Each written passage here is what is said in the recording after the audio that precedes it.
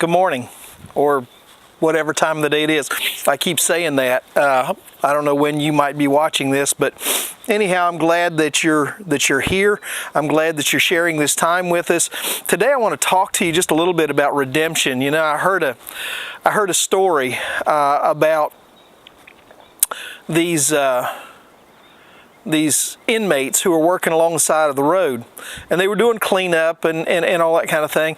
And a man came running up to him and said, "Can you help me? Can you help me?" And of course the guards came over and, what's going on? And he said, "I just locked my baby girl in my car, and it was an accident. I was hooking her in, and I didn't realize I had left the keys on the front seat, and I closed the door and didn't realize that I'd hit the lock." And he said, "Now she's locked in the car. I can't get into her. Can you help me?" Well, just so happened that a few of these men had been involved in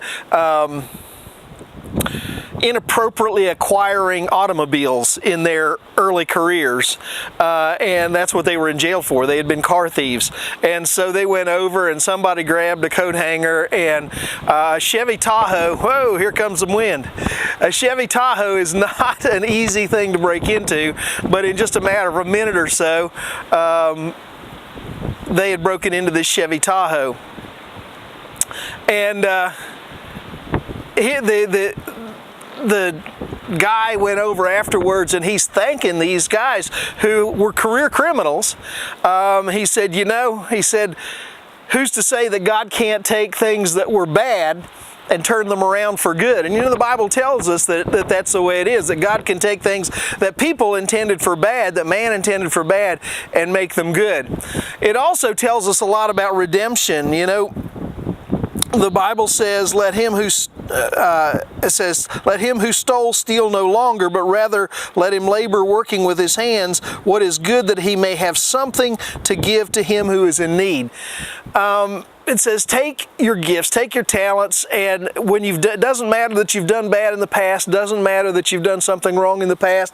If you happen to be watching this and you've had some run-ins with the law in the past, or you've gotten into some trouble with some people in the past, what this passage is saying is God is a redemptive God. God is a God who likes to take people who had fallen, and that really describes all of us. Take people who had fallen, take people who were outside of His good graces, so to speak, and redeem them, turn them around. That's why Jesus came into this world. That's what Easter is all about. Easter is all about redemption, and He wants to take those people and redeem them and make them something that is good and profitable.